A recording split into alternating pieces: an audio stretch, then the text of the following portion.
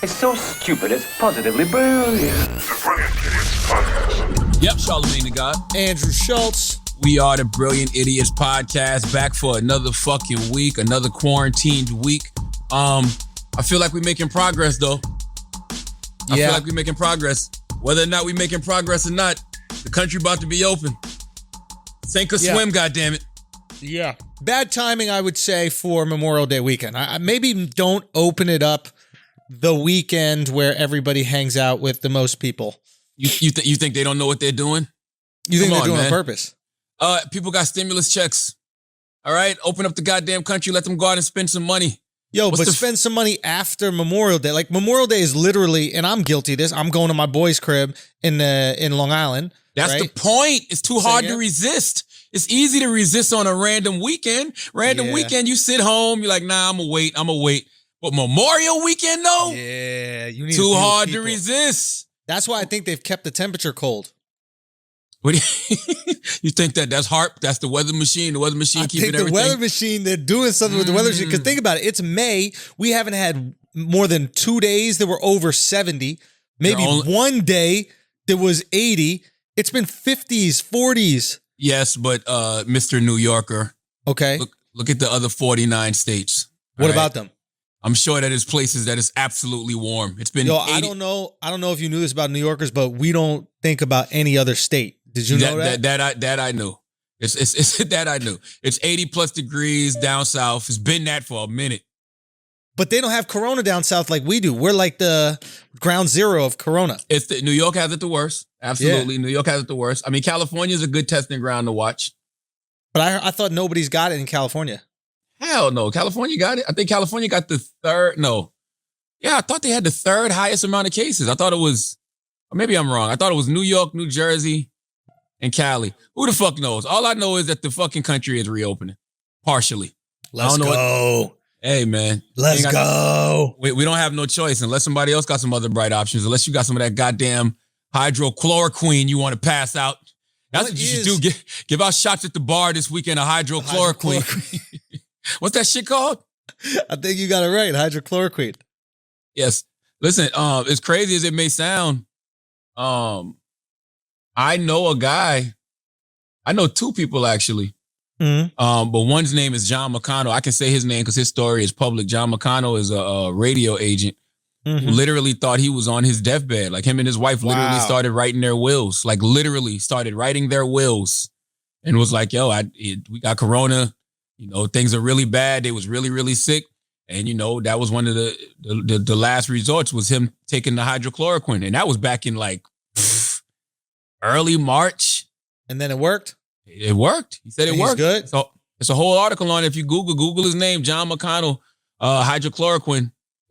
I forgot where John lives at, but he has a whole article on it. He said it worked for him. So look, I don't know. I would just say that before you take any of that stuff, consult the doctor. You know what I mean? I wouldn't tell you to get it yourself and, you know, pour up a gallon with 2 styrofoam cups and some goddamn Fanta. You know what I'm saying? I would tell you consult your doctor, but hey, John McConnell is a living testimony. He said it worked for him. Man, if you're about to die, you're willing to take anything. Let's be honest. That is fact. That is a fact. Experiment on me. If I'm about to die, you're giving me a week left or you give me 3 days, whatever it is. I don't give a fuck what it does. Just put it on me. Let's go. That is a fact. Listen, let's get into Positively Brilliant. What a fucking idiot. If you've never listened to the Brilliant Idiots podcast, if you're a new listener, if you're an OG Brilliant Idiots listener, this is the part of the show where we salute people for being positively brilliant. And we just give people the credit they deserve for being a fucking idiot.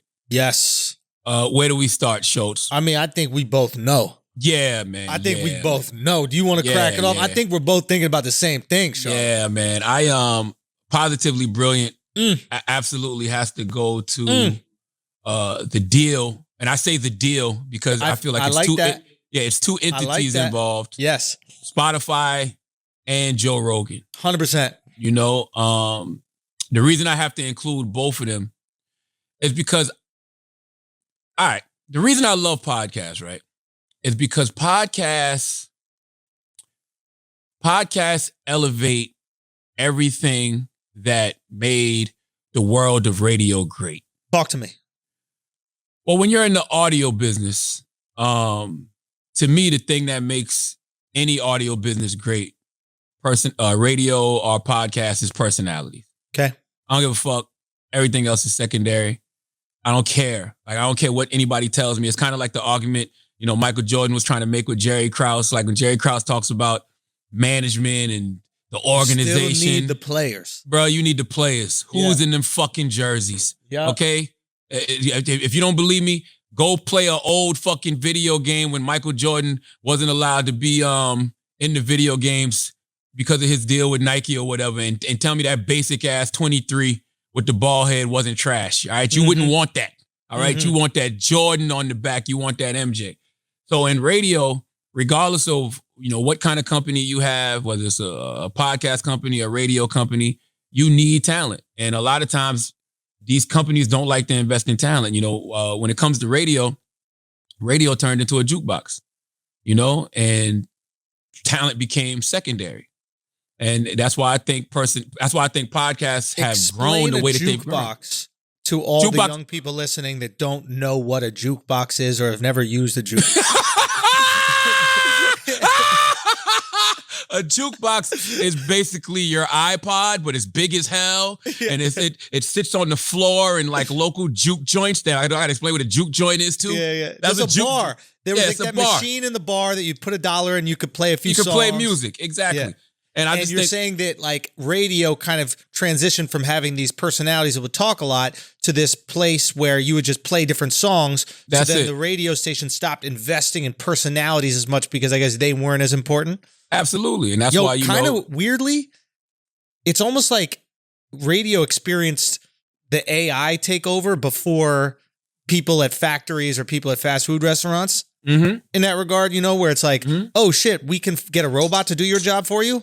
Boom. Or in certain cases, because the only place that a lot of radio stations still care about talent is morning drive, right? So, but when you have a great morning show, all you got to do is syndicate that morning show throughout the country, which I'm not arguing about. I'm not complaining about. I'm a nationally syndicated radio personality. Right. Great for me. But what about the next Charlamagne? What about the next Bobby Bones? What about the next, Elvis Duran? When Joe Rogan, when we was on his podcast, I think that was last year, and Joe Rogan said he feels like I'm the last great radio personality. I'm the last great radio star. That kind of hurt. You know what I'm saying? Even though it feels good to be that, but it still hurt because I'm like, damn, this is my industry. You know what I'm saying? Like, I don't want to see my industry just, go to the wayside because people aren't doing what Spotify did with Joe Rogan, which is invest in top tier talent. It's not rocket science. If you're a fucking owner of an NFL team, if you're an owner of an NBA team, you're an owner of an NHL team, you're an owner of a TV network, you're an owner of a fucking movie industry, you go try to get the best person. And you don't penny pinch with the best person. You cut the best person the fuck off. And then you sit back and watch your stocks go up 11% like Spotify did yesterday. Simple.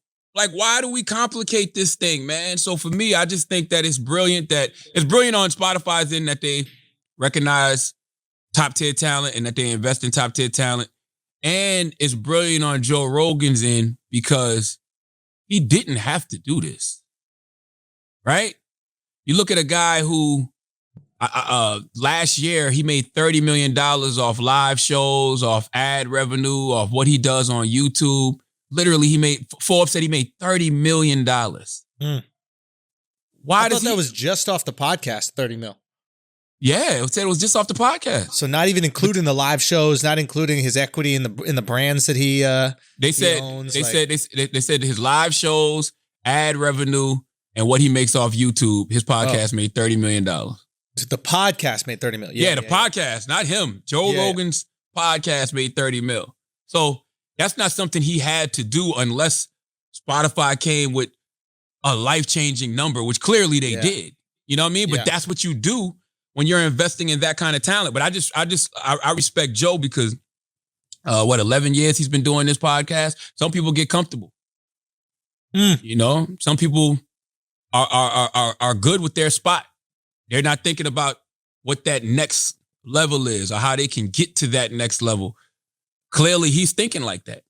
You know what I'm saying? So I just think I think it's a positively brilliant move from both parties. And I just really commend Spotify for investing in talent, because I just feel like that's what the audio business has to do. I think that's what radio has to continue to do if they want to be relevant. I think that, these radio companies that are getting into the podcast space, you have to invest into these podcasters. Like you just have to. There's podcasters out here that are bigger than 90% of all radio personalities out right now. So why wouldn't 100%. You invest in that talent? So I just think it was a brilliant move, man. Yeah, I agree with you. I think it was brilliant, and I agree for both parties. Like, let's start with Spotify. What is Spotify at the end of the day, right? It's an audio platform, right? It wants to be, I would assume, the place that everybody goes to listen to anything. And right now, I think that they've got the music part down, right? Like when I go listen to music, I turn on Spotify. It's just easier. I feel like the algorithms are better for like choosing music, etc. But there are other things that we listen to outside of music. Matter of fact, we might listen to podcasts more than music. So if they're going to be an audio platform, they got to get into the podcast space. Now, in order to get into the podcast space, you need to qualify yourself as a place for podcasting. There is no better way to do that than having the biggest podcast in history on your platform. 100%. So they invested, when you think about it, they invested in brand. 100%. They invested in their own brand. They bought brand. When you get the Joe Rogan Experience onto your platform, now you're a podcasting platform. 100%. You've immediately become a podcasting platform. And so I thought that was brilliant from them business-wise. And then also from Joe, I thought it was brilliant the fact that he said, I don't work for Spotify. They are licensing my content. Oh, whoa. Right? Whoa. Yes, that's something that we got to point out. And let's explain that to the people. Explain that difference between that. It was a few things about the deal, right? The fact that, because I was reading up on it, I read up on it a lot last night, but when he said that they didn't buy Joe Rogan's company, they bought Joe Rogan's show, which to me is brilliant within itself. License the show. Well, yeah, license Joe's show, but they didn't buy his company. If you look at a lot of other deals Spotify did, they actually bought the company. So that means that they own the IP. So like Gimlet, Anchor, Bill Simmons and The Ringer, like those investments were made into an actual company. This was a licensing deal where they made an investment into a show and a singular individual. But explain the difference between owning the show and licensing it. Yeah, licensing just means that they have the right to distribute it exclusively. That's it. They don't own it. They don't own it. You get it back at the end of that licensing deal. It's still yours. They're essentially leasing your show like you would lease an apartment. That's exactly what they're doing. Your show, or like you lease a car, etc. And the genius thing about it is, let's say Joe doesn't like this after 3 years, he gets right back to what he's doing. Let's say he does like it after 3 years and he sees the value that he's brought to Spotify. Well, shit, crank up that deal. Let's run it back, but I continue to own this. Yeah. I thought it was such a brilliant thing. Now, I know a lot of people are going to go, well, yeah, you could reduce the amount of people that are going to go over there. You could reduce the amount of people that are listening. Spotify, I would say, is not like Luminary or one of these like fledgling startups that got a lot of money but didn't even really know what they were doing. They want to be like the Netflix of podcasting. People already have Spotify. It's a very popular listening platform. 286 million monthly subscribers. And furthermore, you don't need to pay for Spotify if you don't want to. So if you want to listen to the Joe Rogan Experience for free, like you were listening to on Apple Music, you can do that. Spotify will insert ads, just like Rogan had ads on his thing. So I don't think he's given up that much efficiency of searching for content. Like, yeah, people have to download the Spotify app or whatever. Yeah. But I think that the way they're rolling it out, which is fucking brilliant, is... And I think you were explaining this to me last night, right? They're not doing a full transfer until January 1st. Yeah, so right? September 1st, his catalog will go over there. September 1st, all the back episodes go over there. All the back catalog, because he's giving up all 11 years of his catalog. So all the catalog will be there on September 1st. And then he'll be exclusively coming out on Spotify, I think, January 1st. So now you have, basically, Joe Rogan has from now until January 1st to get every single person that listens to it regularly to just hit download on the Spotify app. That's literally all you have 6 months to hit download on the Spotify app.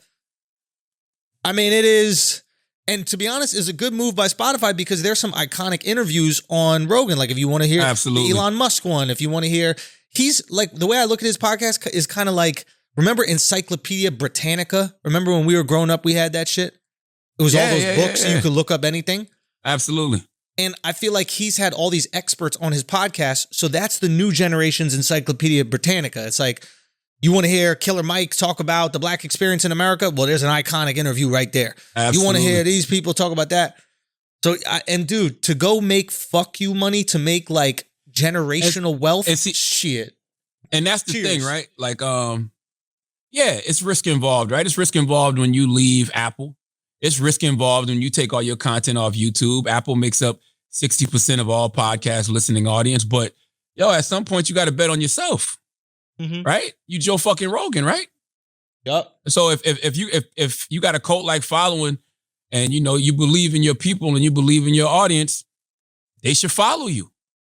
But guess what? Even if they don't, you still won. What the fuck? You walked away with 100+ M's at the end of the goddamn day. You're 52 years old. How much is it? The deal, do you know? I think that Joe Rogan up front probably got 125 to 150 million. And I think on the back end, he stands to make probably another 150. Explain that to me, the back end thing. Well, I'm sure that he has, you know, bonuses. I'm sure that he has bounties to where, you know, it's people can go to Spotify and say, hey, I'm downloading Spotify specifically for the Joe Rogan podcast. You know what I'm saying? Like, I'm sure that they'll be able to see the amount of people who signed up to Spotify specifically for the Joe Rogan podcast. It's kind of like the same deal Howard Stern had with Sirius Satellite Radio. You know what I'm saying? Yes. Like he know, he got a certain amount up front, but then he had a whole bunch in stock, and then he had a whole bunch of other bonuses and incentives and things like that. So I'm sure Joe still has the same type of deal. I can't see him getting no more. I can't see him getting any less than 125 up front though, because just for everything he gave up. Because think about it, like if he was making $30 million a year on a podcast and it's a 3-year deal, it doesn't make sense for him to do it for only 120 because he was going to make 100, he was going to make 90 in that amount of time, or the podcast could grow in that amount of time and maybe he ends up making 120. I feel like it's got to be double what he would have made in those 3 years at the current rate. Bare minimum. So it's like, I think it's got to be at least 180 and maybe over 200 mil with those incentives and stuff that you were talking about total. You think 180 up front?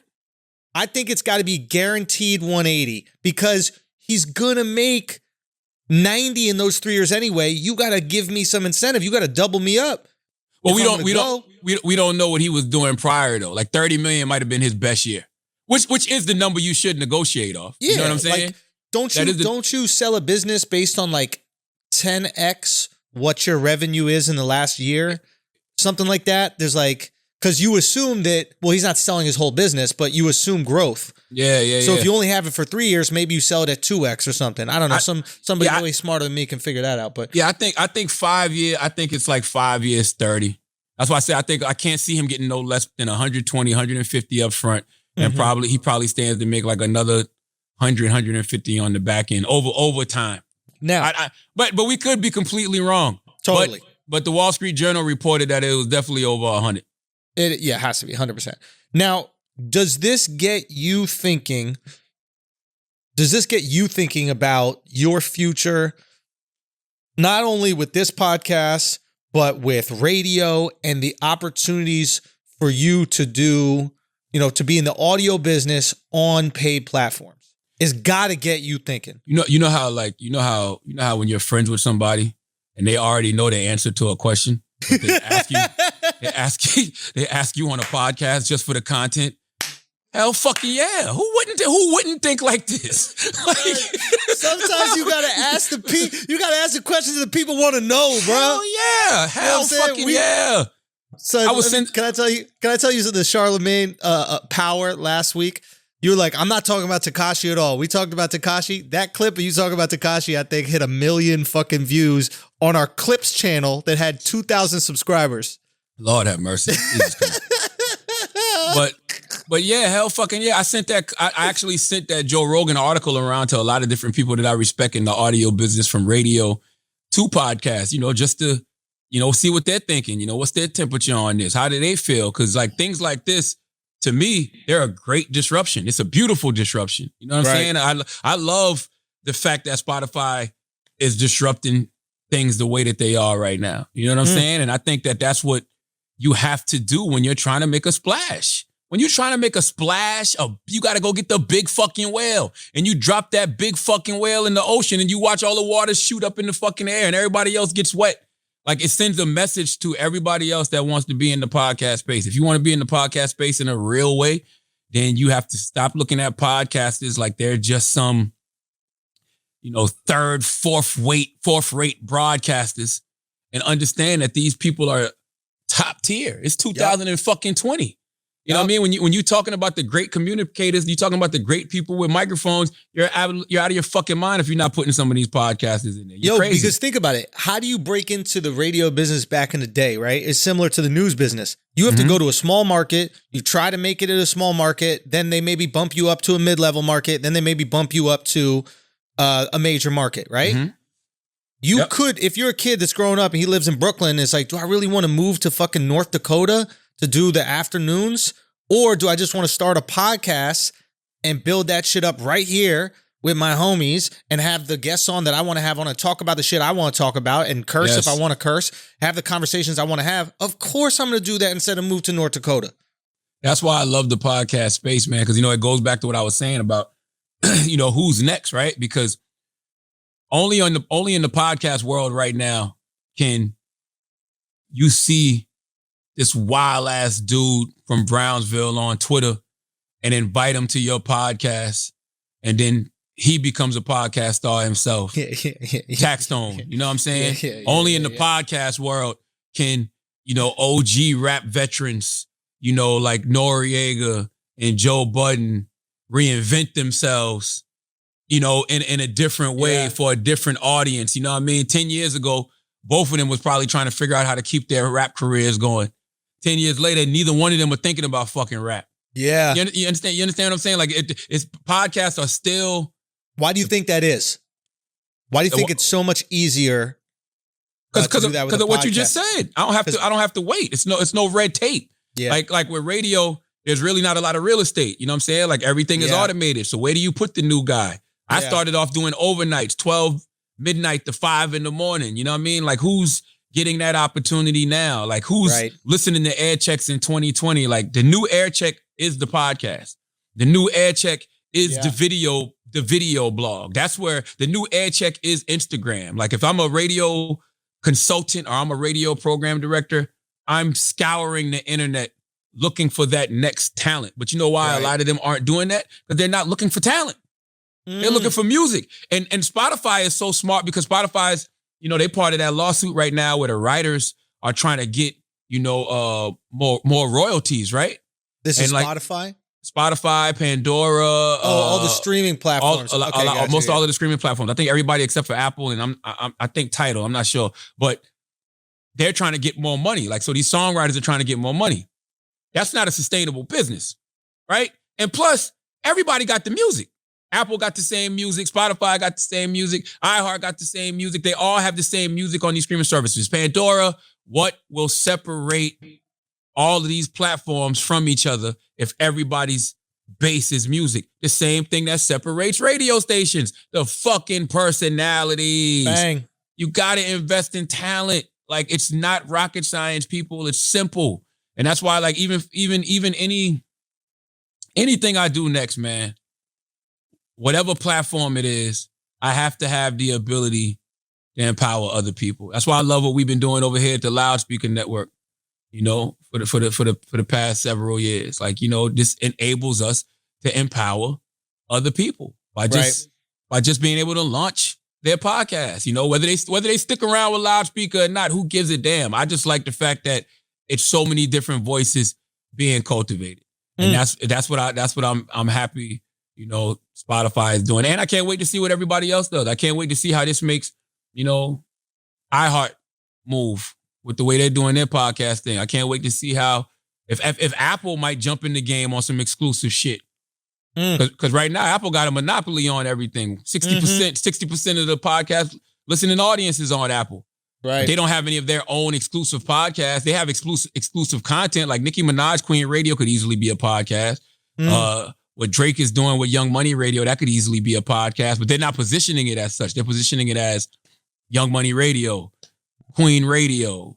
When Drake was doing it, it was OVO Radio. They got Beats One over there, but even that's positioned like a radio station. I'm interested to see what happens when they jump into the exclusive podcast market.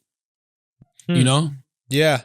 I mean, it could be a huge advantage. Like, I wonder if musicians will start to do this. Do you think musicians will exclusively release their music on certain sound platforms?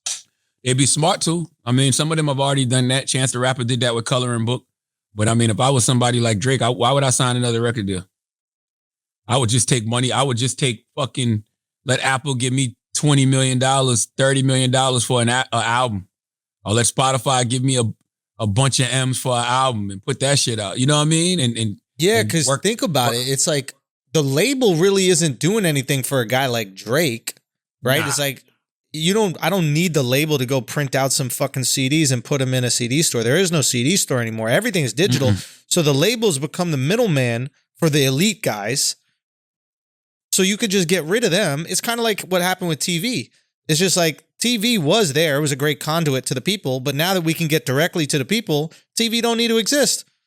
I'll just give you the shit without it being cut.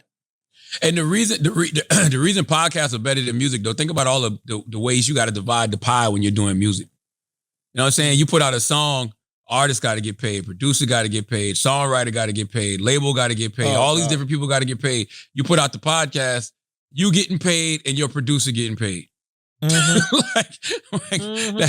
it's really just that simple. Your editor's getting paid. There's not a lot of people to pay out, man.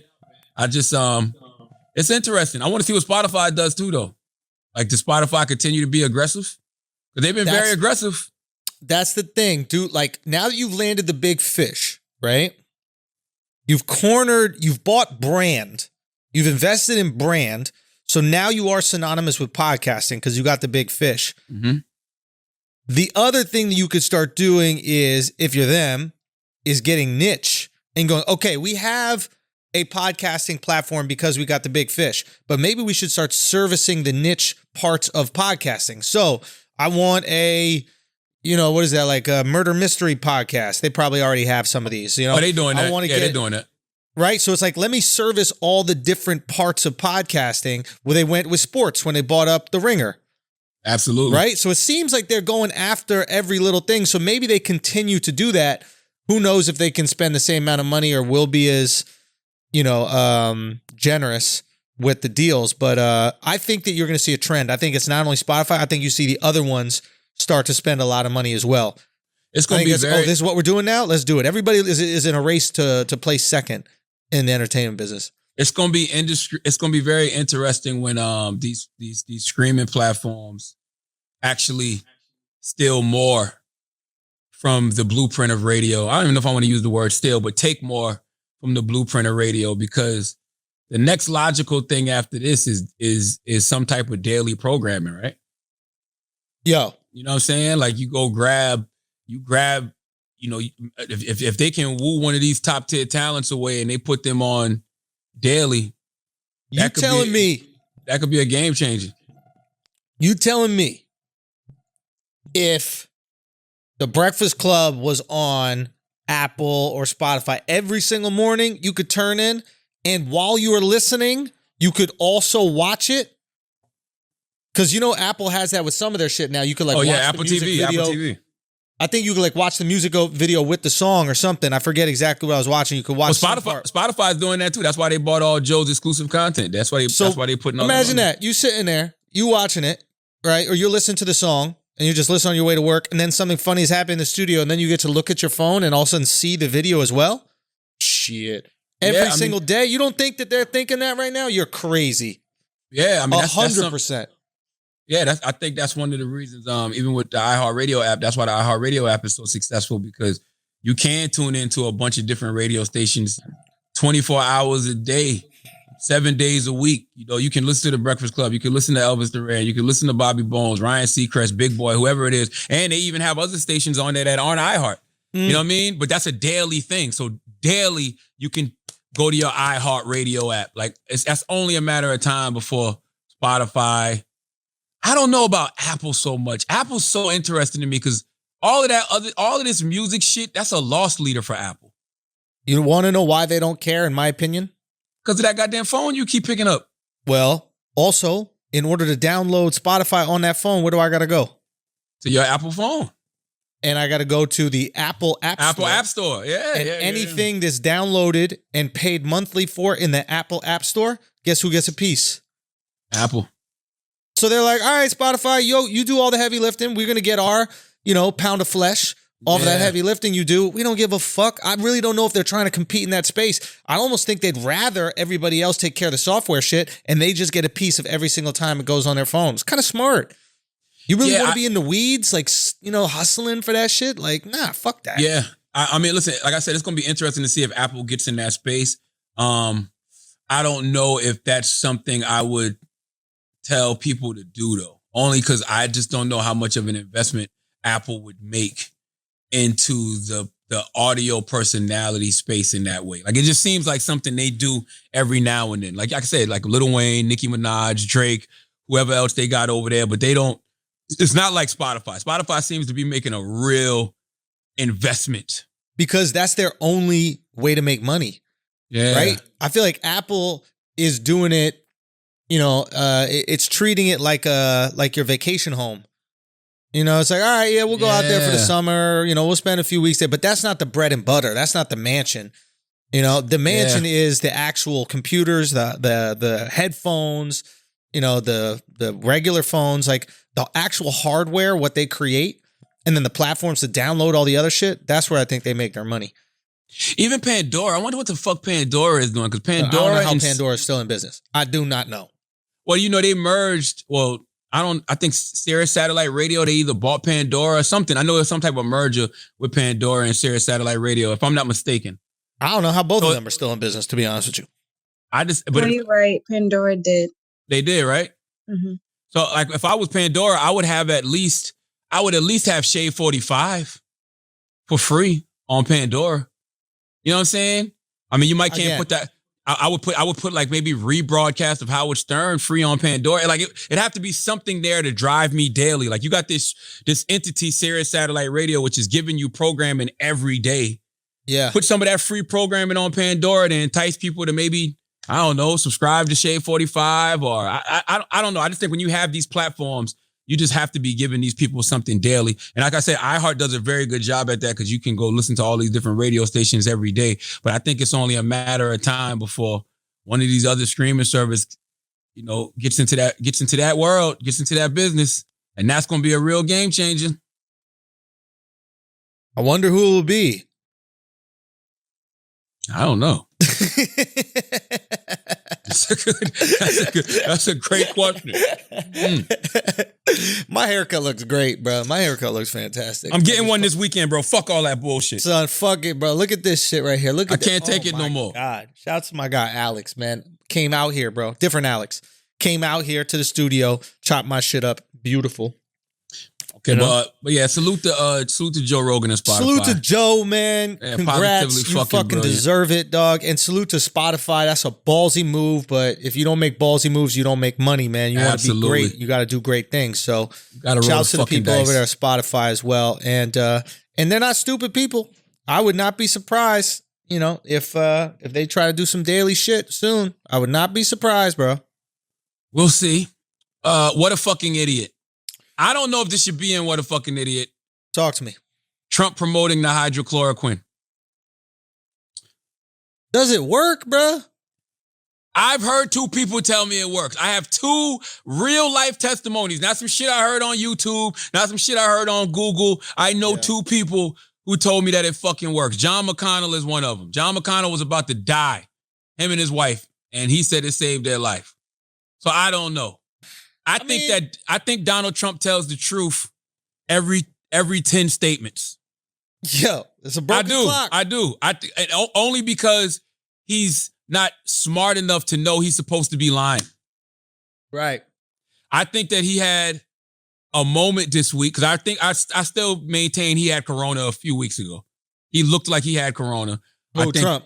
I think he got on that hydrochloroquine and it helped him out. And he was just talking like he usually does. And he said that shit. I mean, your boy whose life was saved by hydrochloroquine, he's probably spreading the word about it, right? I think, yeah. I mean, he did. It's an article. If you Google his name, John McConnell, he did an article about it. So yeah. Boom. So he's like, I want as many people to be saved by this shit, as possible. So I'm going to let people know. And Trump is like, yo, the healthcare workers is using it. Like, hey, all I'm simply saying is, if you're going to do it with a doctor's assistance. Let a doctor subscribe it to you. Don't just jump out there and motherfucking say, hey, I'm just going to pop this shit. Like, no, make sure you got a doctor with you. But it's just hard to put him in. How are they going to get it? How are they going to get it without a doctor, bro? A dude slinging on the corner? Shit, I ordered some. Say what? I ordered some. You can order some? I'm going to be honest with you. I went online. I went on Amazon because somebody told me to order it, but they sent me like some goddamn dietary supplement. Yeah, I don't think you got hydrochloroquine. Nah, I ain't got that good shit. It's hydro something though. Yeah. It is. It's high. It might be hydrochloroquine. Hydrochloro rich homie quan is what I think I got. You but might that have shit got is that good. one. That makes a little bit more sense. I don't know. Is that what a fucking idiot? I'm not sure. I don't know. Yo, you know who could be what a fucking idiot? I got to finish reading the article, but this is going to be an absolutely brilliant idiot thing to do. Just talk about it before you finish the article. Fuck facts. Fuck facts, right? And this is why it's what a fucking idiot. You know who's been apparently saying fuck facts as well? Who? Ronan Farrow. What do you mean? So Matt Lauer wrote this piece. So New York Times wrote a piece basically saying like Ronan Farrow has been, manipulating facts, manipulating history in defending all of his Me Too's that have come out. And then Matt Lauer just wrote an article and released an article about how basically shitty Ronan Farrow's journalism was. And, Ronan Farrow was like writing all those pieces. He wrote a whole book about it. What was it called? Chris, you probably know that book. I saw the book. I didn't off read to it, that though. shit every night. What's the name of it? The name of his book? Yeah. I actually don't know. I've seen the articles about this, but I haven't read them either, to be honest. So, it's Matt Lauer, who was canceled, and fired by NBC. He basically wrote this piece, and it's called Matt Lauer: Why Ronan Farrow is Indeed Too Good to Be True. And I haven't finished reading it yet, but it seems like Ronan Farrow might have been fabricating some stuff. The name of his book was Catch and Kill. Yeah. I don't know, but it could be a possibility. What are you thinking? I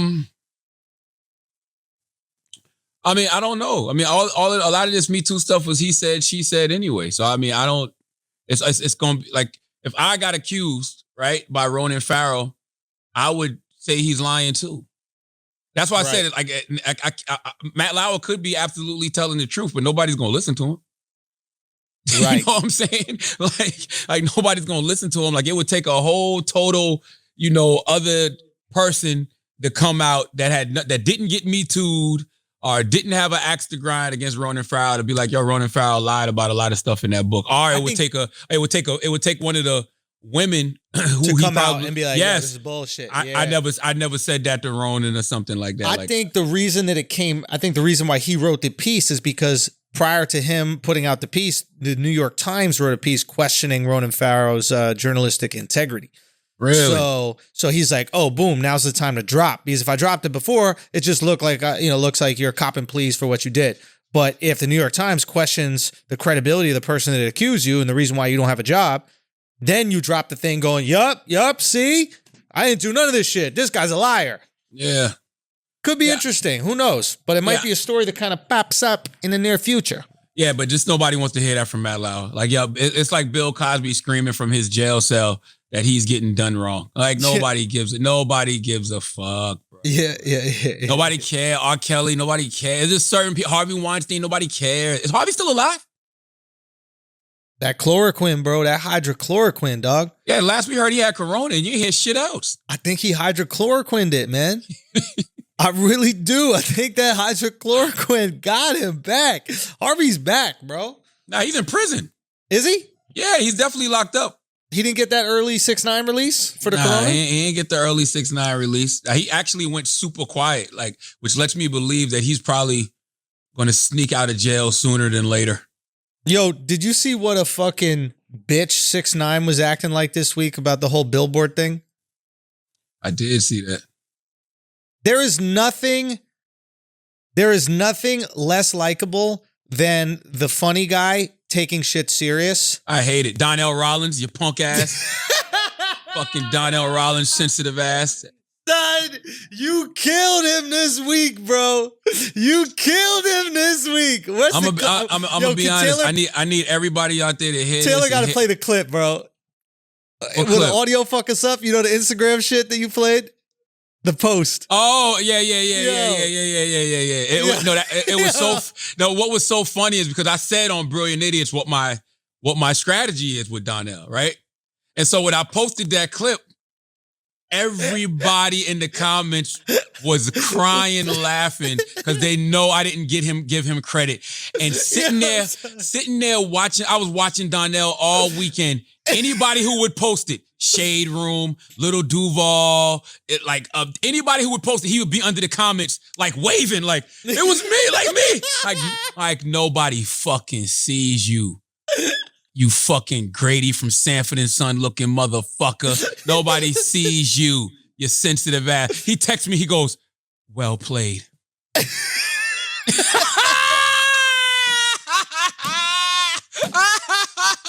He texted me and then he tried to fish, right? He texted me and he goes, well played. He goes, but nobody on your page liked it except for my brother. I said, actually, it's got 499,000 likes. That's a lot of likes, bro. And probably more now, and like 4,500 comments. But then I go, but it's really ripping on Shade Room. And I sent him the Shade Room link and he goes, now I know that I can just bypass you and go right to the source. And then I text him back, I said, bro, just send me more stuff so I can never give you credit for it. Oh, it drives him crazy.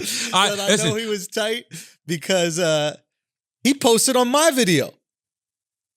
I didn't know, he texted me that, but I didn't know what he was saying. He was like, Andrew's right about you. If you ever run for politics, I'm voting for you because you're so manipulative. I'm like, what the fuck are you talking about? Now, remember, so I did the video that the Tekashi and Trump are the same. And brilliant. Thank Positively you, fucking brilliant. Thank you. And under it, he had like 3 comments. He was like, yo, this is dope, but we want to know what's up with that bet between Charlamagne and 6ix9ine multiple times. Listen, bro. I told Donnell this. And what you said, you started off this conversation by saying it's nothing worse than the funny guy who takes shit too serious. Yeah. Donnell, I don't even find Donnell funny anymore. Nah, come on. Donnell's funny, bro. Schultz, I'm going to tell you why. It's like finding out your favorite gangster rapper, not a gangster, yo. He's too fucking sensitive. He can't take a joke. Nah, bro, I'm telling you, funny motherfucker, yo. He is, but I personally don't find him funny anymore. Because I'm like, that shit ain't real. Nah, that's the most brilliant idiot sentence ever. Yo, he's a funny motherfucker. He is. He is. But I don't find him funny. It's like a rapper, right? Like a gangster rapper. He's spitting that shit. And you're like, yo, that shit hard, but ain't nothing he talking about real. Yeah. It just dilutes it a little bit for you, man. That's it. He's too sensitive. Donnell, man. And like I saw Donnell. Donnell, he changed his Twitter handle to Ashy to God. And like he'll leave little comments, like people will be in the comments and they'll be like, Charlamagne's better than you at radio, better than you at podcast. He'll say little shit like, yo, he was an intern when I was doing morning radio. Oh, I saw this morning he posted, yeah, I think this might be the beginning of my new morning show. We need options. It's time for change. Ooh. Fucking Grady from Sanford and Son face motherfucker. You sensitive ass. I'm never giving you a good interview. Okay. If you ever decide to come to Breakfast Club again, it's gonna be worse. I'm never taking you serious. It's never happening. So you're gonna treat him like Jimmy Kimmel treats Matt Damon? Always. Really? Why not? By the way, don't you love Kimmel and Damon's relationship? Yeah.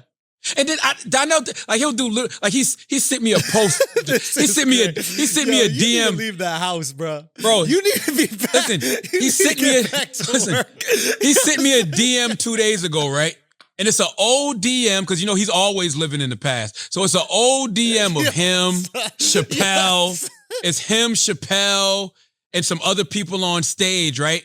And he gonna send me the DM to me talking about this is what real friendship looks like at Seat of God. Well, I mean, if you don't get your sensitive ass out of here, man, get the fuck out of here with this corny shit, yo. I ain't got time for this shit. You a fucking grown-ass 97-year-old man. I ain't got time for this shit you on, bro. I hate shit like that. I take these fucking jokes and get the fuck out of here.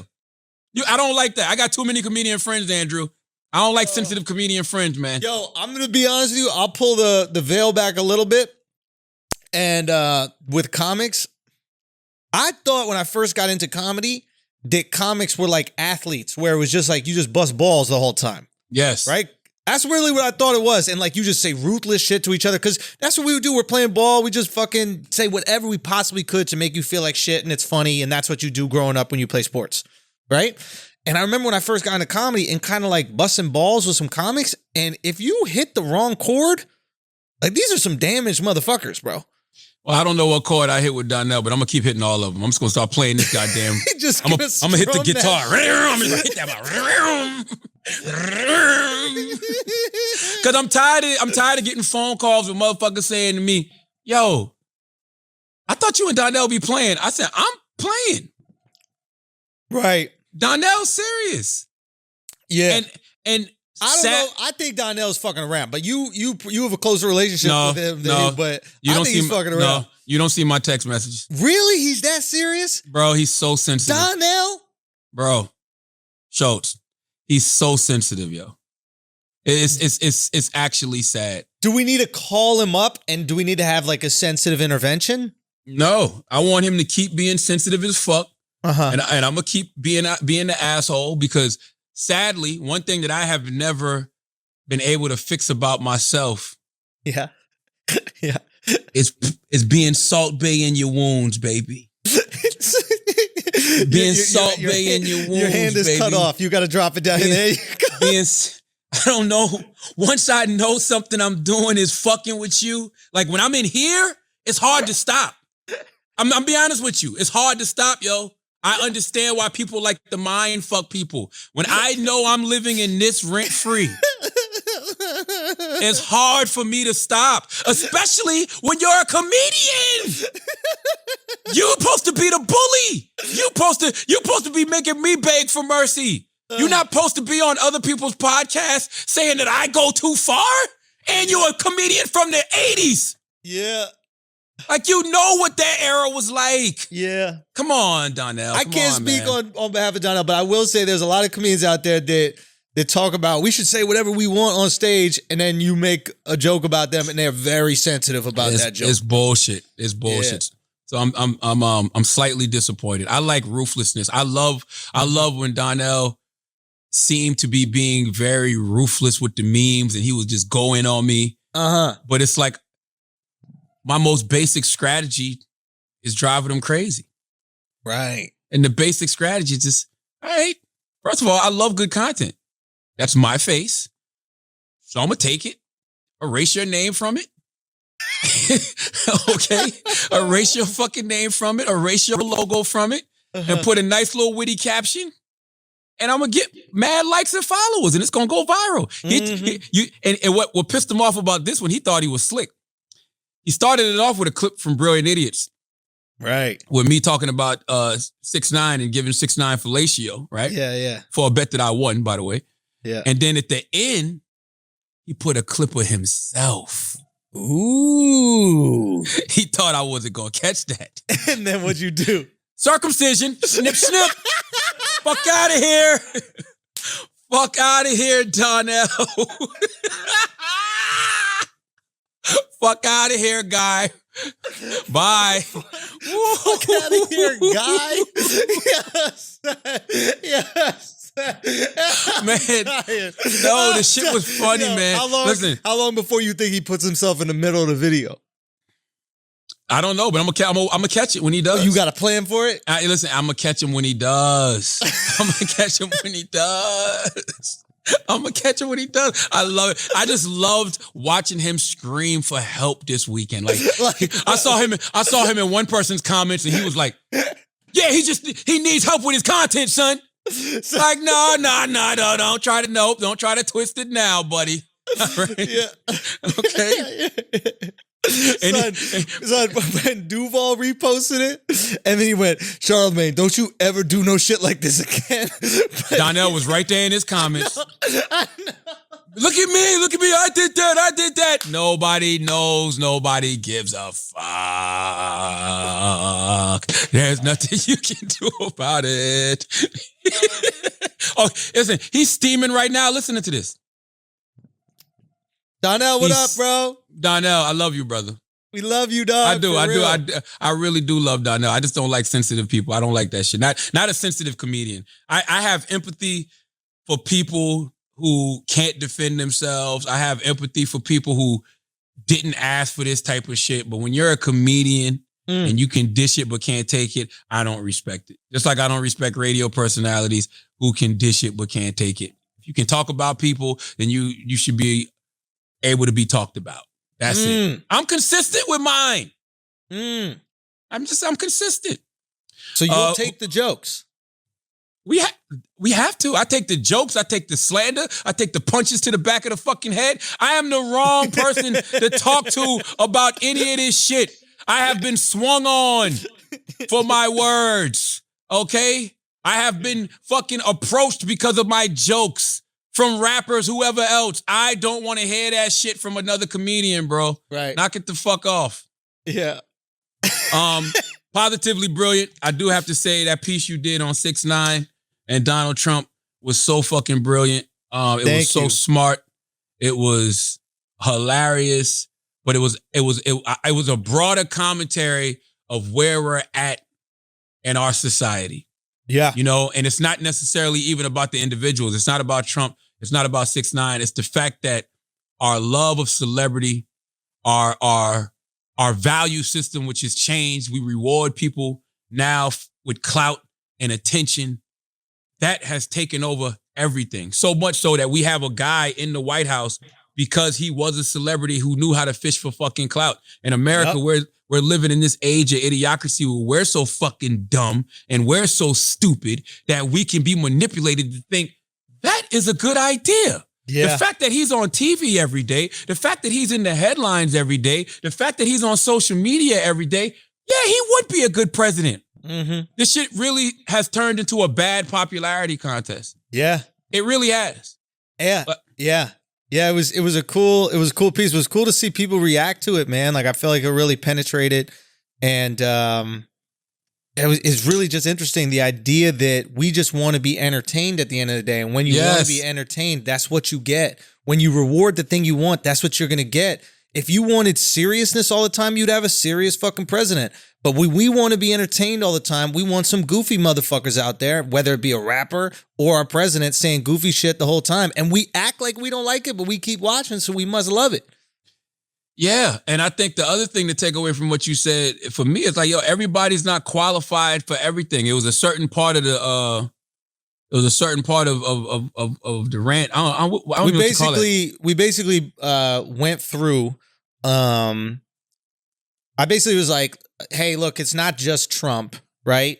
You know, or Trump is an anomaly. I go, Trump is an anomaly. You was like, if you're going to critique the country, and have things to say about the country, you should at least be from here. Then you posted John Oliver and Trevor Noah, and it was man, it was a few of those you Basically, did. the idea was everybody. It's not crazy that clout puts you in that position, and that you don't necessarily need experience. You just need clout. And we were like, all these people that have an alcohol brand that don't know anything about alcohol, from Diddy to Conor McGregor, none of them know anything about alcohol, but they got clout, so we'll drink their alcohol, right? And we were talking about like, you got to be a lawyer to get people out of jail, right? And then Kim Kardashian comes up, right? So it's like all these people are doing these things and they have no expertise in the field whatsoever, because we stopped valuing expertise. We value entertainment. So the more entertaining you are, the more we're going to put in front of you, man.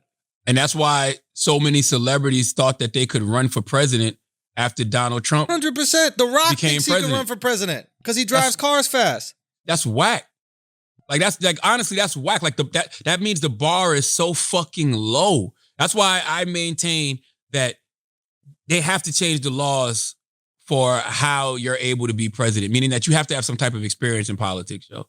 Like, it makes no sense. Like, you have to have experience in politics. That's the highest seat in the fucking land. You should not be able to just walk in and say you want to run for president just because you have money, just because you have somebody backing your campaign. Like, no, man. Yeah. You should have had to been mayor, governor, served on the Senate or something. Like, you had to have some type of qualifications. You can't be an executive producer, celebrity apprentice. And by the way, there is no, when people used to ask me, well, what about Oprah? No, there's nobody, you can't even make it a black or white thing. There's nobody black you could come to me with who was not a politician, right? That I would say, yes, they should run the fucking White House. Yeah. No, that's not how this shit works, man. It's not how it works. Like, I even saw Hollywood Unlocked, to the point you made in the video. And I love Hollywood Unlocked. Salute to my guy, Jason Lee.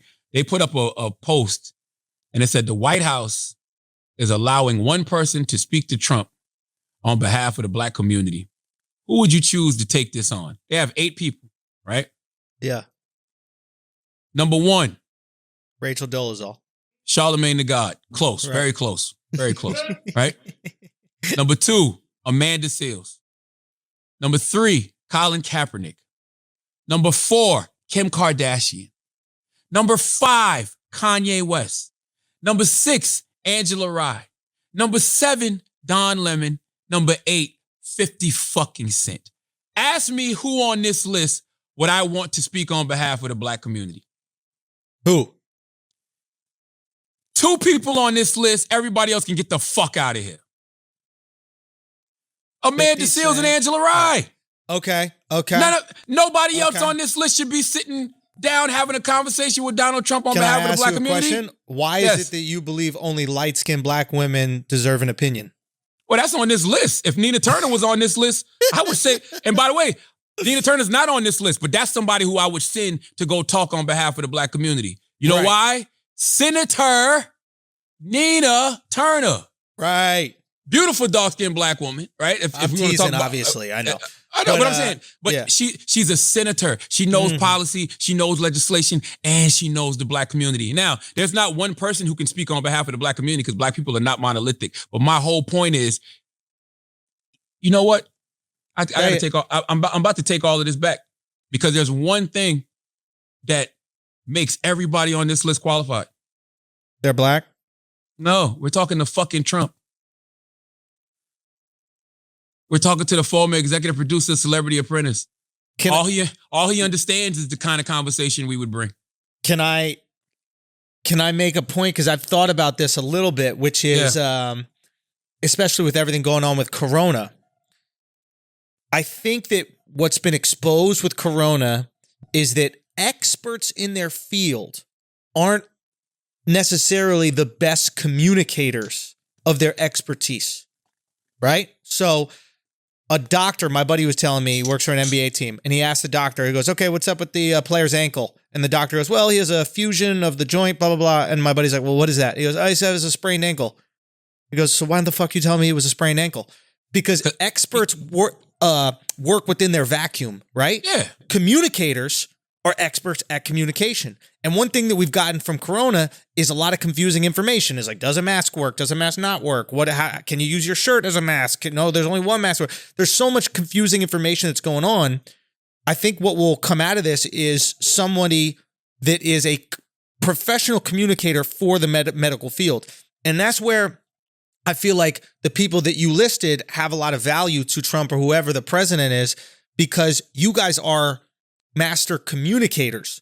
So it's like you might have a feeling as a black person, right? But if you can't accurately communicate that to a white guy, an Asian guy, whoever the fuck, even black people, that feeling doesn't have as much value on the marketplace. Does that make sense? You're right. No, you're absolutely right. That's why any president other than Trump, that's why I would send Angela Rye. You could send Angela, you could send whoever, but like for me, I'm actually having you sit down with the black economists that talk about the things happening in the black community, and then the economists tell you these things, and then you go, okay, bet, I know how to make it digestible to the people. You feel me? I would bring the economists with me. Because one thing I hate to do is explain smart shit to but people. You know how to make shit digestible, right? The economists are going to make it fucking boring. Like, one of the valuable things about a guy like Malcolm Gladwell is he could take boring shit that's information that everybody knows, like pop science, if you will, and then he can make it digestible for guys like me and you, right? I've read all those reports, like everything that Gladwell talks about, I learned in Psych 101 in school, right? Like literally every single study he references, all that shit, Psych 101. And anybody listening right now that had Psych 101, they heard them all as well. But he finds a fun, exciting way to repackage these studies. I agree with you, but what you're talking about is communication to the regular everyday person. If I'm going to the White House to talk to a president, like fair enough, you need the experts there. Not Trump though. Trump is an exception to this rule. Doesn't matter. Doesn't matter. But if I was going to talk to Barack Obama or who was another president who had a very high IQ that was on record having a high IQ, George Bush. Okay. But you know what I mean? Like Abraham Lincoln, smart guy. Okay. Yes, I would take other well-educated, smart people because they speak the same language. How about this? You're actually there as the communication device of the president. So really, the economists come in and they sit down with you and the president. And then afterwards, you and the president go, okay, how do we want to communicate this message? It's no different than like what happens here in my business. It's like we create a piece of content, right? Mm-hmm. And then me, Mark, and Alex will sit down and we'll be like, what is the best way to communicate the title of this to make it the most attractive? What's the best picture we should use? What is the best way to like put together a narrative around this? And I feel like if you're a person that's done media, especially radio, you understand the crafting of narratives, right? Yeah. So it's like, okay, Trump, or let's say it's Abraham Lincoln is sitting down with you, you know, probably wouldn't be happening, but that'd be amazing. But they basically be like, okay, how do we get the most people to understand this? FDR goes, okay, we want to get into World War II. Charlamagne, how do we get all these German and Italian Americans to support America when we're going to be going to war against their cousins? Charlamagne, how do we fucking do that shit? Yeah, I agree with you for the most part. It's weird, right, when you're creating shit because I don't ever want to create anything and have to. It's not dumbing it down. Dumbing it down is not the right word, but sometimes when people say things to you, like, for example, I'm writing a new book and it's a certain chapter in the book that I wrote, and they was like, well, can you broaden it out to women as well? And I'm like, no, I can't. Sometimes you got to speak to who you got to speak to. Exactly. I'm talking to black men in this moment. Like I'm not broadening this out for women. This is not about women, but I can guarantee you this. Yep. Women will read that and give it to their boyfriends.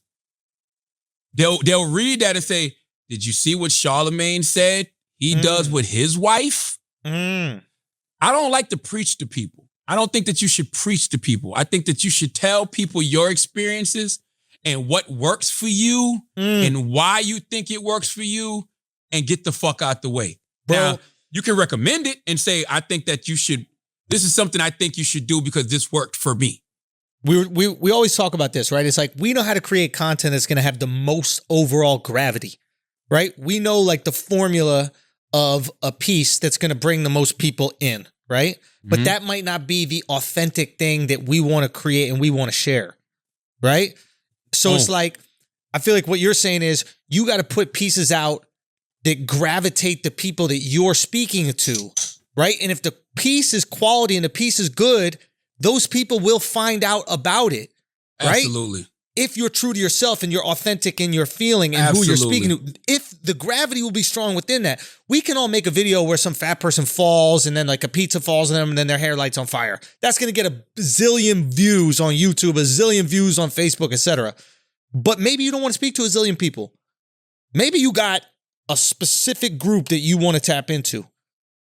Yes. And you will do that if you speak authentically and intelligently to them.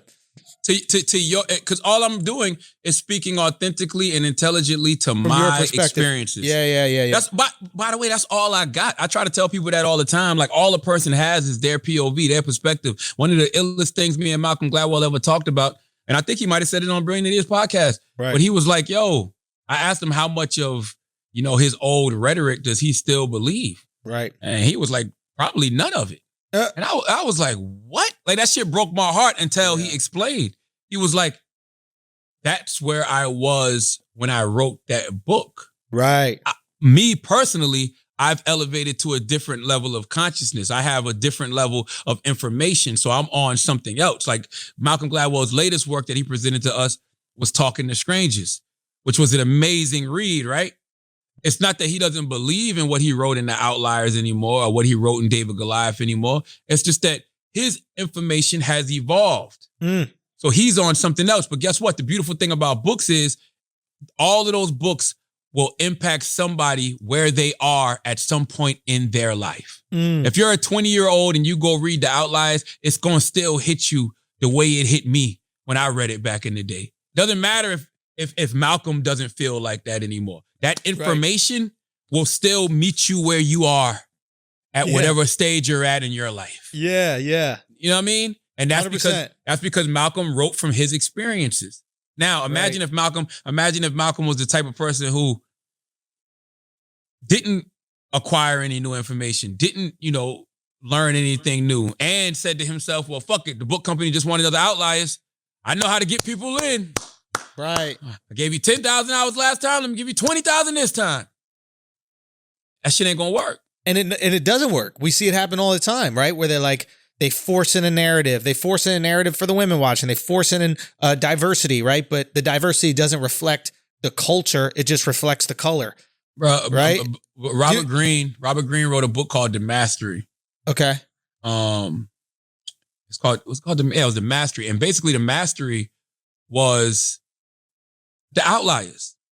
And I know, and I love Robert Greene as an author, right? But I know that he would probably hear this and think different. But Mastery was basically, instead of 10,000 hours, it was like 20,000 or 30,000. It was a certain amount of hours where you become a master at something. And I'm like, I read this already. Right. You know what I mean? So he basically took that concept and had his own perspective to it. Yeah. But I wasn't really interested. There's a saying, people don't have ideas have people. And Malcolm Gladwell did not invent the idea of working a long time at something and then you get better at it. Right? He just had the best phrase for it, the 10,000 hour rule, right? Yes. And sometimes when you market something the best, it becomes synonymous with what you are. Hey, pass me a Kleenex. That shit ain't a Kleenex. That's the brand. Absolutely. You know what I mean? So tissue already existed. Tissue been around. Right? Mm-hmm. So that shit happens. But that's the beauty of marketing, man. And that's the beauty of like getting your message out in the most clear way possible, is that you could fucking own the space and you could own that message for a little bit of time in history. I bet 100 years ago, there was some other guy like, yo, work really hard at something for this many hours. You're going to get it. You know what I mean? Like Nikola Tesla was a fucking scientist, bro. Now it's an electric car. Shit changes. Bro, that's the only constant in life. Right? The only constant in life is fucking change. And the right message, though, will continue. Like, listen, I've read parts of the Bible, right? There's a reason why these stories continue to be passed down throughout history, man. Bro, it's because there's some slappers in there, bro. Nigga, I was using Noah this week. What'd you say? I was saying how, in a way, Noah was fucking quarantined, right? Yeah. Him and his family and them penguins he might have been fucking, they was all in that goddamn ark. Yeah. And when they finally parked, Noah didn't just rush out that ark. Yeah. Noah sent a goddamn raven. Yeah. And then he sent a motherfucking dove. And when the dove came back with some grass in his mouth, Noah realized, okay, the water must have fucking receded. And we're ready to go. And we're ready to get back out there. Mm-hmm. That's how I feel about this quarantine shit. So you're going to let some other people dabble. I am not a dove, beloved. Okay? I am not a fucking dove, beloved. I am not going out there first. I'll let y'all be the dove. All you ravens, all the ravens are clearly in Florida, right? Those are dark fucking birds. All the dark birds clearly in Florida. The doves are in California. Right. Right. And when the doves fly, then the princes and the prince will come. Yeah. All right? when the doves fly, when the doves cry, whatever the fuck Prince was saying, the prince will come. All right, that's that. But to your point, just to put a button on what we were saying, because I truly agree with this.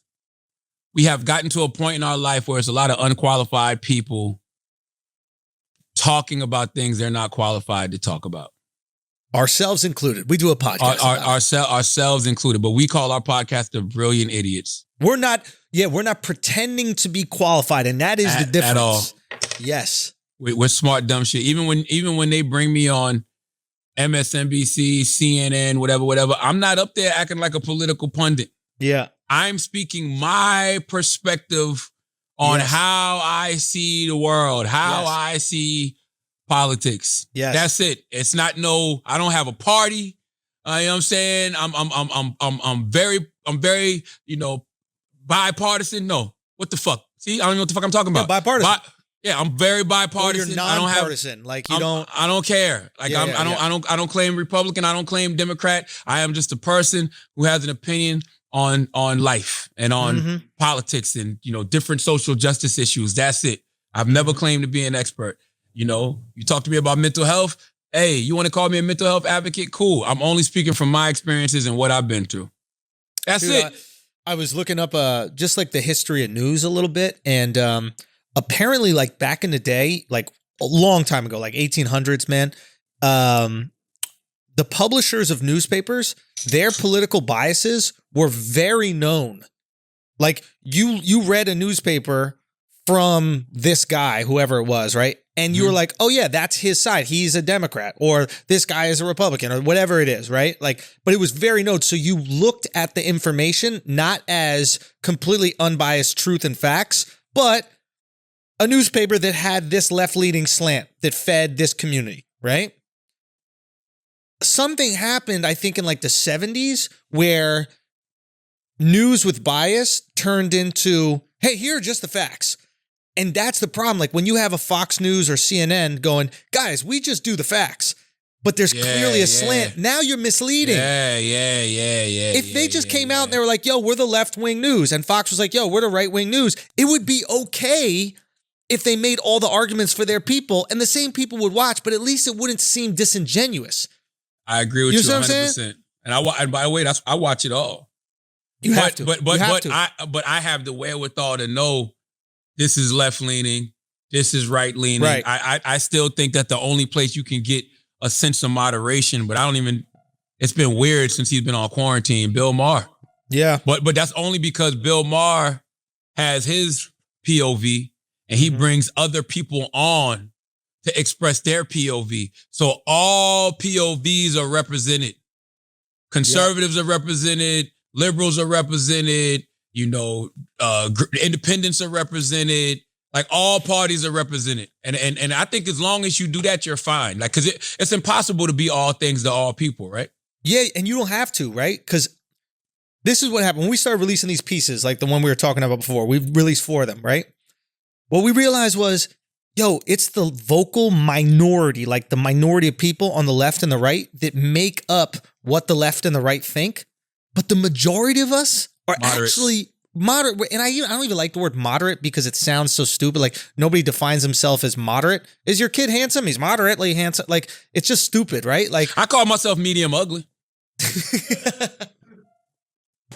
I'm right down the middle. I think I'm right down the line. But the reality is, right, we're all medium ugly or medium cute, right? We're right in the middle. So like when we started doing these pieces, the idea was, yo, there is no political slant. We are writing the funniest piece and taking the funniest angle and giving some truth in that, regardless if it slants left or right. It doesn't matter.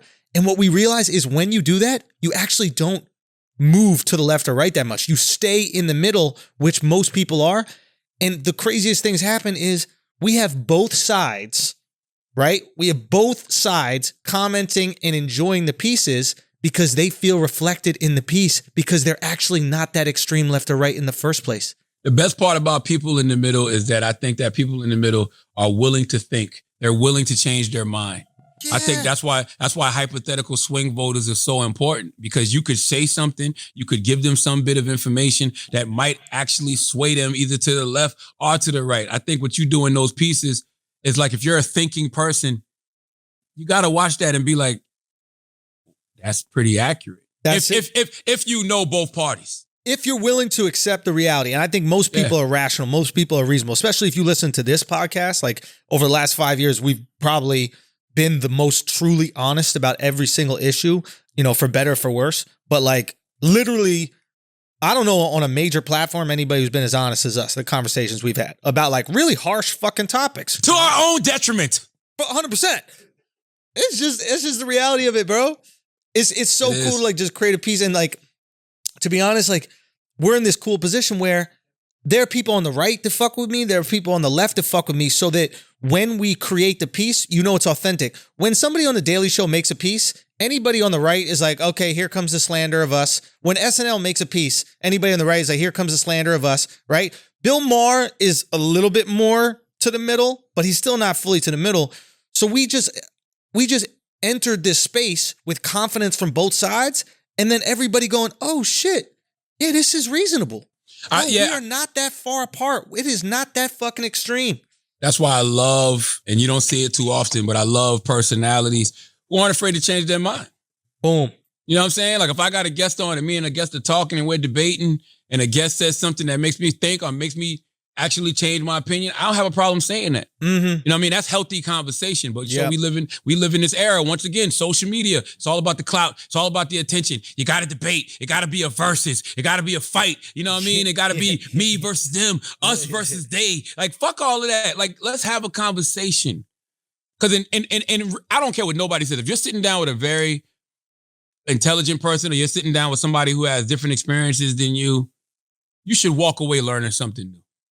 Whether you agree with it or not, you should have just learned something fucking new. Like, it's if you're sitting down talking to people and like you don't feel like that person made a point, you're wasting your time. Like you wasted whatever time, you wasted whatever conversation you was having.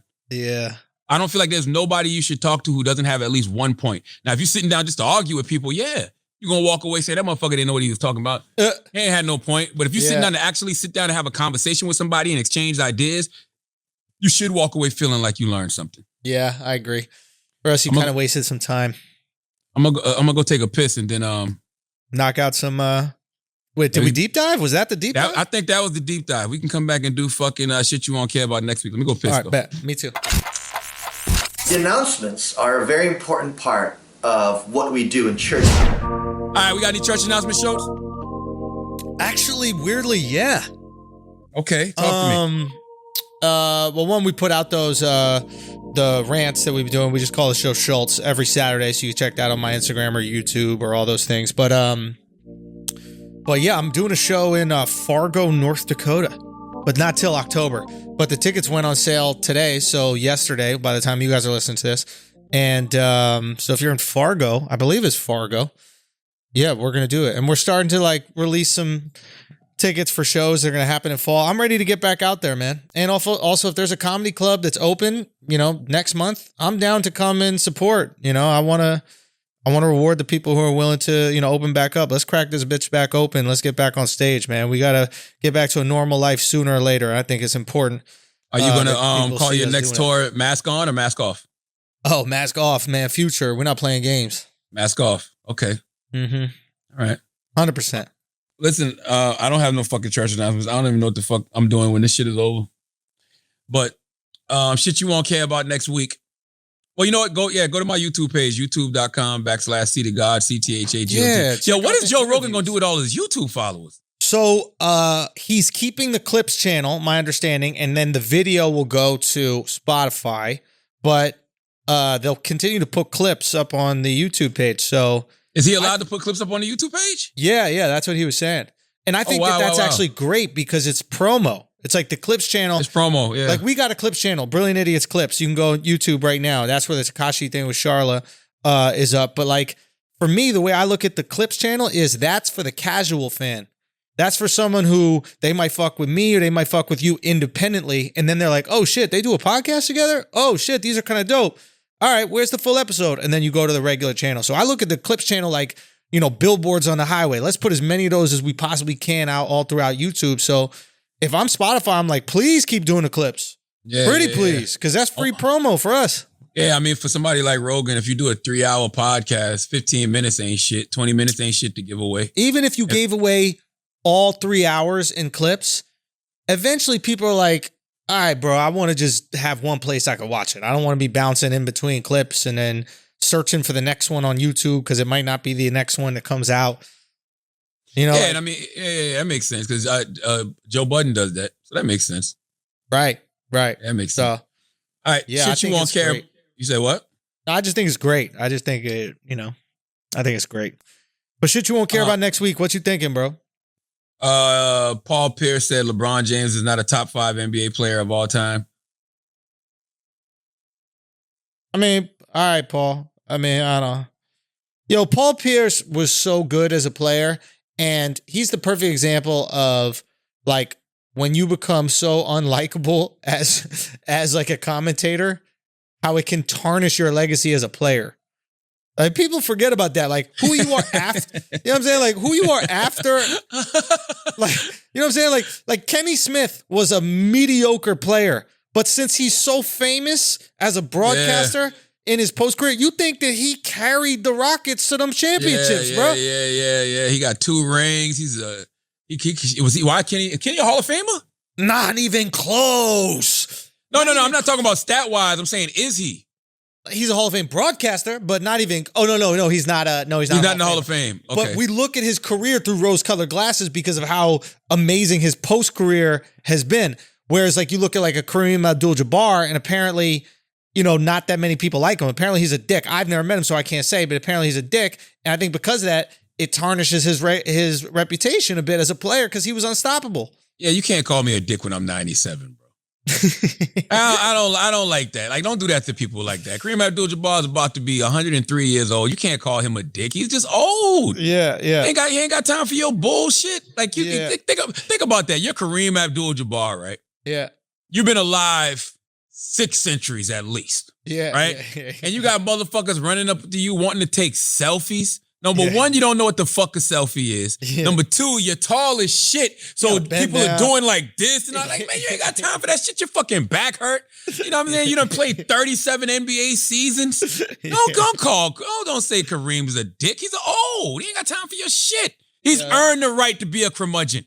That's the problem with Black Don't Crack is that you might see a black dude as being a dick and you don't realize he's old. Word up. And guess what? If you meet an old black person or old white person and they're not being a dick, it's because they can't hear you. Exactly. They would be a dick if they knew what you were saying. Exactly. Things you won't care. I just think it's his post career is like really going to tarnish how fucking amazing he was. He was amazing, Paul Pierce. Yeah, he was amazing, dude. Those Lakers series when he was going at Kobe, giving Kobe the fucking work. By the way, I'm not mad if you don't put LeBron on your top 5, though. It's not crazy. I do, but it's not crazy. It's not out. I mean, I don't even know who his top 5 is. I would have to look and see who his top 5 is, but it's not like a nut ass take to me. You know what I'm saying? Usually you don't put people on your top 5 that you've beaten. You know what I mean? Like, it's hard to put someone on your top 5 that you've beaten personally because you're like, well, shit, if he's on the top 5, where the fuck am I? I beat him. Yeah, if you put it like this, you can't be more outraged that Paul Pierce didn't put LeBron on his top 5, but not be outraged if Bill Laimbeer or Isaiah Thomas says Michael's not the greatest basketball player of all time. Right. You know what I'm saying? They were giving Michael the work. Yeah, everybody has a take. I'm not mad at that. Like, yeah, shit. If I'm being objective, I'll put LeBron in my top 5. But if you ask me personally, I'm not sure I would. Yeah, my top 5 is Michael Jordan, Kobe Bryant, God bless the dead, Magic Johnson, Shaquille O'Neal, and Allen Iverson. But that's just my personal top 5. Now, I'm sure some people will look at some of those people I put in there, and they might have 2 of them in their top 5. 3 of them, some might have 1. But for me personally, that's my personal top 5 greatest players I've ever seen. This is my top 5, and I haven't seen some of these guys play extensively, so it's hard. It's almost like a bullshit take in a lot of ways. But like, I gotta go Michael Jordan. I gotta go LeBron James. I gotta go Bill Russell. Just because he's the most winning, he's the winningest player of all time. I guess Kobe's in there. Maybe Kobe's in there. Gotta put Kobe in there, bro. Yeah. I was never a big Kobe guy. Man. I thought he was cool, but I was never a big Kobe guy. I understood he was great, but he didn't do it for me. The MJ doc makes me appreciate Kobe more. Say again? The MJ doc makes me appreciate Kobe more. Yeah, because you see MJ in Kobe. Yeah, and for you to be able to emulate Michael Jordan and do it as well as Kobe Bryant did, yeah, he was great. He was an all-time. He's great, bro. I'd probably have to put Magic or Bird in there, man. You got to. Yeah, I think it's going to be like Jordan, Bill Russell, Bron, Magic, Bird. I think that's probably top 5 for me. And I'm not mad at none of that. Like, none of that shit makes me like, oh, shit, nah. Like, no, that's like, all right. Yeah. It's tricky, man. It's tricky. And LeBron listen, LeBron is already a legend. He's a GOAT. Can't take none of that away from him. You know what I'm saying? But if Paul Pierce don't want him in his top 5, Paul Pierce don't want him in his top 5. It's not the craziest thing. Yeah, it's not the craziest thing. It's just kind of wild, though. Like, Paul Pierce is in nobody's top 5. Yeah. That's going to be the counter argument. Yeah. But that doesn't matter. He's still a basketball player, a basketball fan. If you ask him that question, he has the right to rank it. Yeah. Things you won't care about next week. Horace Grant said that the MJ doc is not accurate. He said that Michael lied about the fact that Horace Grant leaked information to Sam Smith in the Jordan Rules book. He also said that Michael edited the documentary to make it seem like, nobody ever pushed back against him. Nobody ever stepped to him. And he was like, Michael stepped to me a couple of times and I pushed back. And he said, Michael's just holding a grudge with this documentary. He said, if you say something about Michael, he's going to cut you off. He's going to try to destroy your character. All of this seems completely reasonable after watching the documentary. I mean, do you think otherwise? Do you think it's possible he would hold a grudge? Like, I think Horace might have been a little. I mean, I listened to the interview that he did. It was a phone interview. I think Horace might have been a little off, only because Horace did get to express his perspective in the documentary. Horace did get to tell us that I never fucking gave no information to Sam Smith. I would never do that. It's not like that wasn't in the doc. Maybe they cut out times where Horace was like, I mean, yeah, Jordan walked over the people that let him walk over him, or that allowed Jordan to walk over them. Maybe. Wherever that sentence is structured.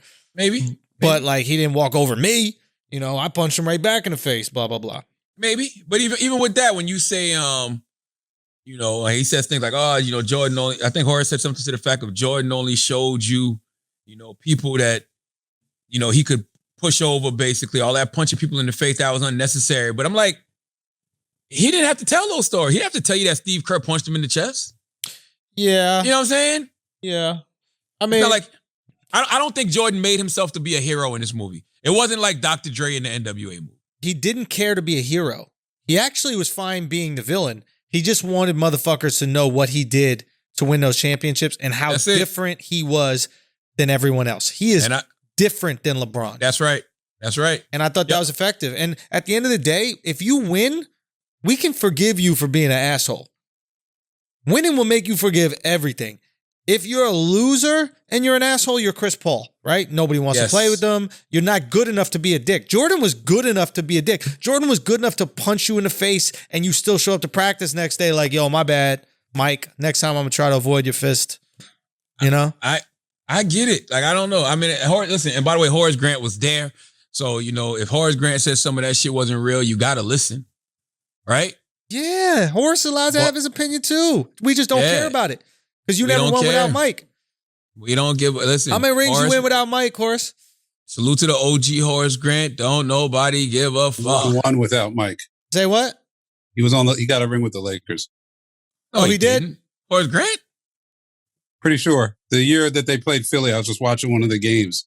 I forgot about it, but he was on the Lakers that year. My bad. All right, so you got one without Mike. Maybe no. I got to look that up first. Let's make sure. Because I don't even remember Horace playing for the Lakers. Nah, Alex just looked it up. Oh, no, he did. 2001. 2001. Alex looked it up. He said. Yeah, 91, 92, 93, and 01. Yeah. Wow. All right. Well, salute to Horace Grant. Things you won't give a fuck about next week. What else you think? What else we got in here?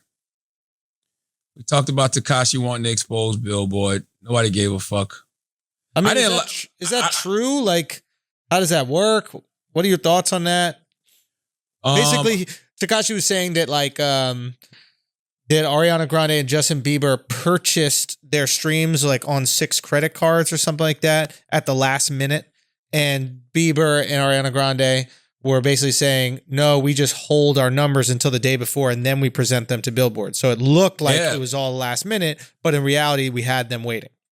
I enjoyed Scooter Braun's commentary because Scooter Braun is a manager. I'm always interested in the executive. And Scooter Braun basically said the same thing. He said it's strategy. He said they don't release their numbers early in the week. They don't give a fuck about projections and all of that stuff like that.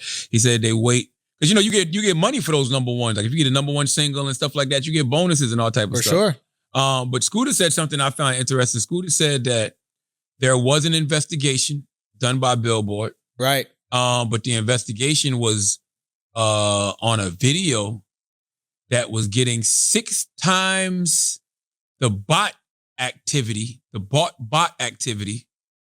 as other video. And which video was that? I mean, it seemed like he was alluding to young Tekashi. Whoa. Yeah. So I mean that was more interesting to me. But either way, right? They're both accusing each other of doing the same shit. Like he's accusing them of manipulating Billboard. And you know, that was what Scooter said in his post was alluding to the fact that he was manipulating YouTube. So who the fuck knows, man? Who gives a shit? Like, who cares? Like, I didn't give a fuck, you know? Yeah.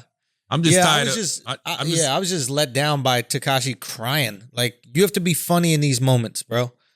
You have to be funny. That's what we like. We like it when you're funny. We like it when you don't care. The reason why we love the Breakfast Club video is because it seemed like every rapper that goes on Breakfast Club is like either paranoid, petrified. And then when Tekashi went on, it was like, all right, I don't give a fuck. I'm here. I'll say whatever. Yeah. And it was interesting to see. It's like, how could you not be more nervous being on the biggest platform in music? Like, how could you not be more nervous? Yeah. And now all of a sudden, if he came on Breakfast Club and he was crying, oh, they're trying to take it away from me. We'd be like, man, shut up. Like, we don't care. Well, that's how he was the second time. Say again? That's how he was the second time. I wonder the second interview. Yeah, the second time was about, you know, how he cut off his crew and yada, yada, yada. He's not in that life, that type of shit. But yes. God but that was him. Also right when they scooped him up, right? So it was like... Right. He got scooped up the day after. Yeah, so it was like things were hot right then, and we were like, wait, what's going on? What exactly happening?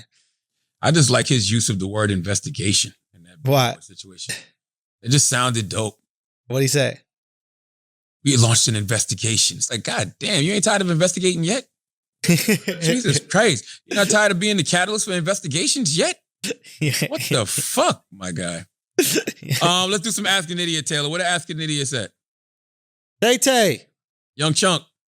You can't hear. You're not going to call me Young Chunk. Try it. It's broken.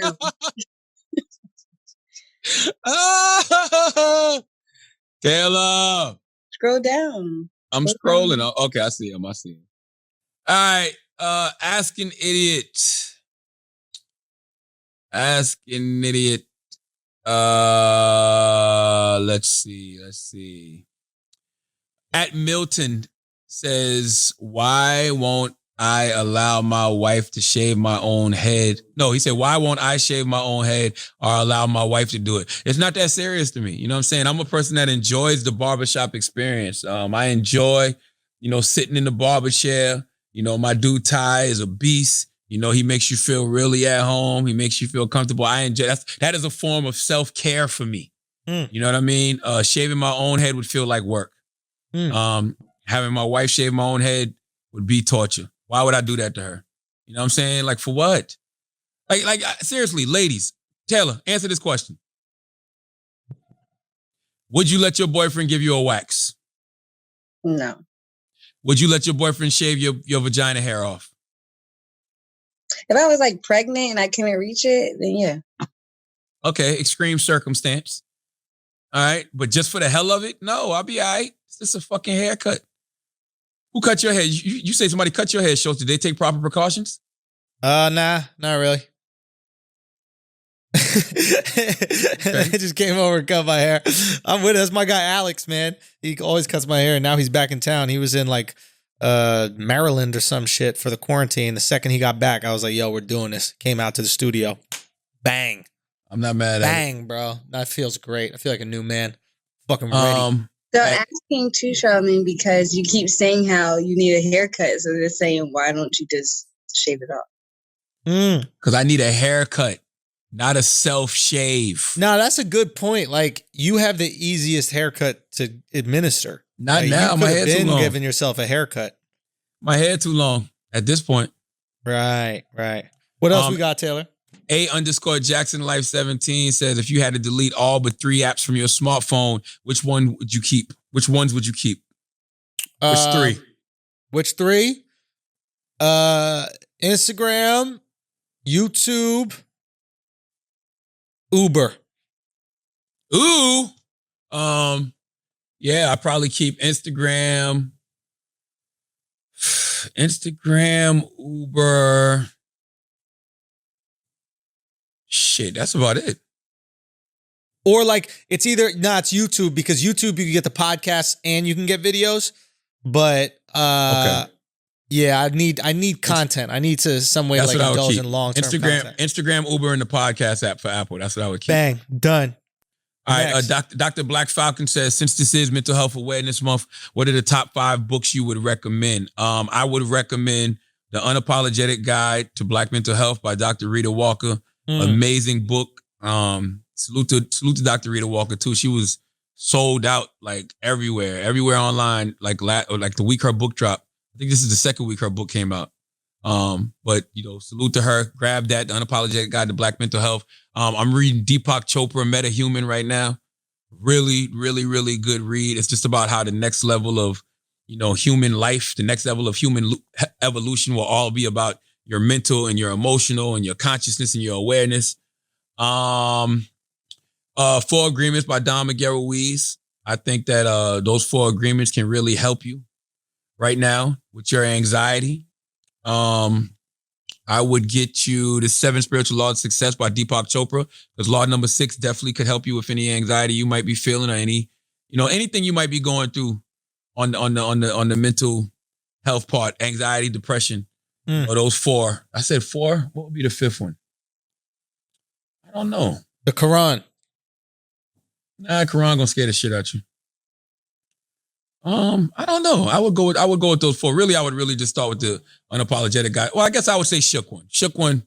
Yeah. By Charlamagne the God. That's a good one to read during Mental Health Awareness Month. He's pretty good. Livid Impala says, no sex or no haircuts for the rest of the year. What you think, Schultzy? Oh. No sex. You kidding me, bro? We're almost at the end of the year, dog. Let's go. I could do no sex at the end of the year. That's easy. No sex? Come on, dude. Gotta get that fresh haircut, though. Gotta get that fresh haircut, man. Yo, that's amazing how a fresh haircut will make you feel better than a good piece of pussy. Yeah. Because a good piece of pussy is so self-serving. Like, you have sex and you make love to your significant other and it feels so good. It feels so great. But I can't go out into the world with that. No, you can't. Matter of fact, you got to wash it right off of you. I got to wash it right off. You know what I'm saying? That haircut presents to the world different. You get a week minimum looking glorious. Glorious. You know that after sex glow? That's gone in 2 minutes, bro. You wash that off right in the shower. You don't have no haircut. You be questioning yourself. You're like, why is she having sex with me? Then you get a haircut. You're like, I need to leave her. you let that fucking hairline grow out. Okay, Stephen A. Charlotte. Yeah, man. Them strokes hit different when you got a little haircut, bro. You feel better about yourself. You know what I'm saying? Fuck around and not no haircut, and you look in that mirror, you like, God damn, why she letting this old man fuck her? Old man. Why am I letting this old man fuck? Listen, it's the last one. Nayada says, yeah. Oh, this is a good one. Who's your favorite celebrity in this coronavirus period? My favorite celeb in the coronavirus period. That's a great question, bro. That's a great fucking question. I don't know. You go first. I think my favorite celebrity during this coronavirus period is Stephen A. Smith. Ooh, okay. I think it's Stephen A. Smith because, every day I turn on SportsCenter. I turn on First Take because I'm looking for a sense of normalcy to life, right? And yeah. I'm telling you, man, what they do on First Take is so incredible to me because they find a way to make something out of nothing.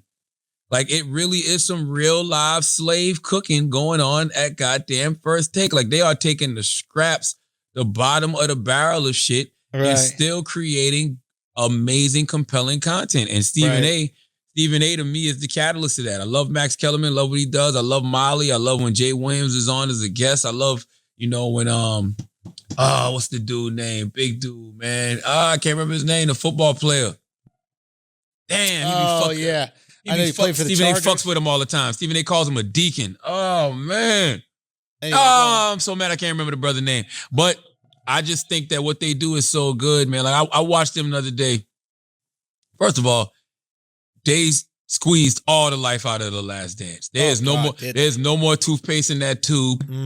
Okay, there's no more milk in that carton. Yeah. That shit is done, right? Yeah. But they had a topic the other day where they was like the top 5 people that Michael Jordan should be thankful for.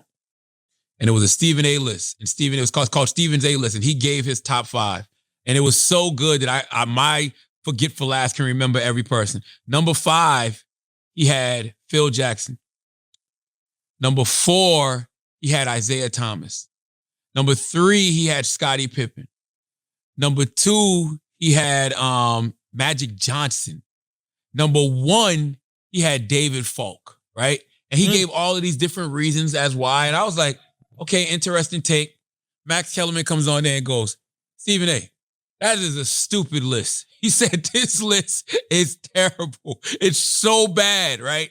And when Max explained why he thought it was so bad, what Max said made sense. Max said, Michael Jordan said he would never play for another coach other than Phil Jackson, right? And he didn't start winning championships till he got with Phil Jackson. He said that Scottie Pippen was the greatest teammate that he ever played for, and he could never have won those rings without Scottie Pippen. So how the hell are Magic Johnson and Isaiah Thomas over Phil Jackson and Scottie Pippen? He said, why isn't his father number 1? And he said, I even give you that, Stephen A. I can understand why the father wouldn't be number 1, whatever. You probably wouldn't want to put him on.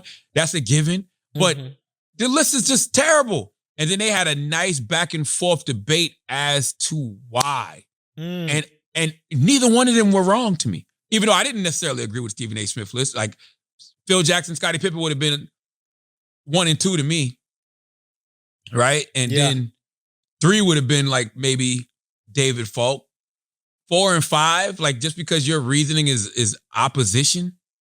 They were, you know what I'm saying? Like, they were good opposition for Jordan, and they were the obstacles Jordan had to overcome. Magic in his first championship, and then Magic made it to where a black man could be a star in the league like that. And Isaiah Thomas, I don't give a fuck about all that.